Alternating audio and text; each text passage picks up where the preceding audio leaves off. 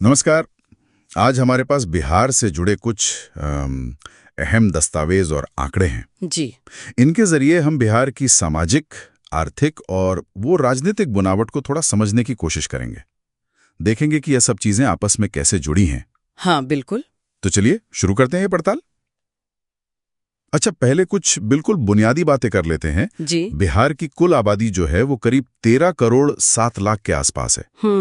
और इनमें से राज्य में रहने वाले हैं लगभग 12.5 करोड़।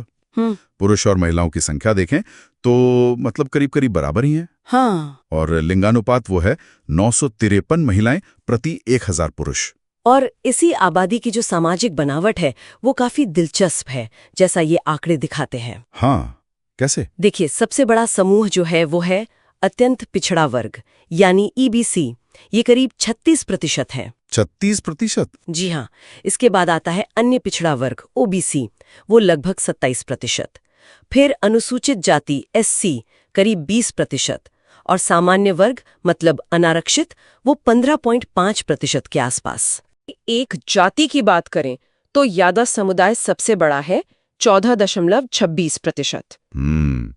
तो ये जातिगत समीकरण तो बिहार की राजनीति और समाज दोनों को समझने के लिए काफी अहम लगते हैं। बिल्कुल। और अच्छा, धर्म के लिहाज से क्या तस्वीर है? धार्मिक तौर पर देखें तो जनसंख्या में लगभग 82% हिंदू हैं। ओके। और करीब 18% मतलब 17.70% सटीक आंकड़ा है वो मुस्लिम है। बाकी जो दूसरे धर्म हैं जैसे ईसाई, सिख, बौद्ध, जैन, इनकी कुल मिलाकर हिस्सेदारी 1% से भी कम है। अच्छा, तो मुख्य रूप से हिंदू और मुस्लिम आबादी ही हुई। जी, मोटे तौर पर। ठीक है। अब आते हैं आर्थिक स्थिति पर। और मुझे लगता है यहाँ कुछ आंकड़े शायद काफी सोचने पर मजबूर करते हैं। जैसे ये बताया गया कि करीब 34% परिवार, हाँ, यानी लगभग 1/3 परिवार, उनकी महीने की आमदनी 6,000 रुपए या उससे भी कम है। इनको गरीब माना गया है। ये बहुत बड़ी संख्या है। बहुत बड़ी संख्या है। बिल्कुल। और ये जो गरीबी है ये भी समाज के हर तबके में एक जैसी नहीं फैली है। अच्छा। अनुसूचित जाति यानी एससी में करीब 43% परिवार इस श्रेणी में है। 43%? जी। और अनुसूचित जनजाति एसटी में भी लगभग इतना है, 43% के करीब। ये राज्य के औसत से कहीं ज्यादा है। हाँ, साफ दिख रहा है। और सामान्य वर्ग में अगर देखें तो ये आंकड़ा करीब 25% है। तो कुल मिलाकर जैसा आंकड़े बताते हैं, करीब 94 लाख परिवार गरीबी रेखा के नीचे हैं। 94 लाख? ये सिर्फ नंबर नहीं है, ये दिखाते हैं कि कैसे वो सामाजिक पहचान और आर्थिक स्थिति आज भी एक दूसरे से कितनी गहराई से जुड़ी हुई है। तो इसका मतलब इसका असर सीधा सीधा शायद पढ़ाई लिखाई, शिक्षा, इन चीजों पर भी पड़ता होगा। हाँ, बिल्कुल। शिक्षा के आंकड़े भी कुछ ऐसी ही कहानी कहते हैं। पूरे राज्य में अगर देखें तो सिर्फ आप अंदाजा लगाइए 6.5% के आसपास लोग ही ग्रेजुएट हैं। अरे, सिर्फ 6.5%? जी। पूरे राज्य में? जी। और यहाँ भी वही असमानता साफ दिखती है। सामान्य वर्ग में जहाँ करीब 14.5% लोग ग्रेजुएट हैं, वहीं ईबीसी में यह आंकड़ा सिर्फ 4.4%, एससी में 3.1% और एसटी में 3.5% के करीब है। बाप रे, ये तो अवसरों की कितनी बड़ी खाई दिखाता है। बिल्कुल, ये अवसरों की कमी साफ नजर आती है। और सरकारी नौकरी का क्या हाल है? क्योंकि अक्सर उसे एक सुरक्षित भविष्य का जरिया माना जाता है, खासकर बिहार जैसे राज्य में। सरकारी नौकरी वाले तो और भी कम है। इन स्रोतों के मुताबिक महज 1.57%। 1.5% के आसपास? हाँ, बस। और एक और आंकड़ा है जो जीवन स्तर की तरफ इशारा करता है। करीब 95.5% लोगों के पास अपना कोई वाहन नहीं है, मतलब गाड़ी, स्कूटर, मोटरसाइकिल, कुछ भी। 95.5% लोगों के पास कोई वाहन नहीं? जी।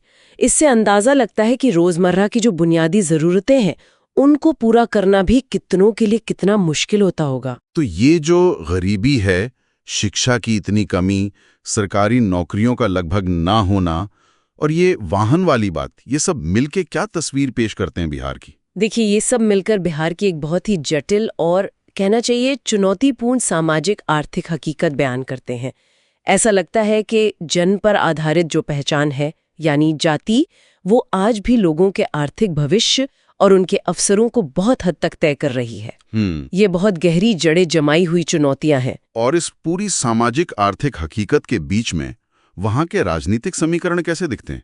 क्योंकि जाहिर है राजनीति पर तो इसका सीधा असर पड़ता होगा। जरूर पड़ता है। राजनीतिक ढांचे की अगर बात करें तो बिहार में कुल 40 जिले हैं। विधानसभा की 243 सीटें हैं जहां से विधायक चुने जाते हैं। हाँ। लोकसभा की 40 सीटें, राज्यसभा की 16 सीटें और विधान परिषद यानी MLA उसकी 75 सीटें हैं। अच्छा। और जहां तक प्रमुख राजनीतिक दलों का सवाल है तो ये स्रोत बताते हैं कि 2 मुख्य गठबंधन हैं। एक है NDA जिसमें मुख्य पार्टियां हैं BJP जिनके पास 74 विधायक बताए गए हैं और JDU जिनके 43 विधायक।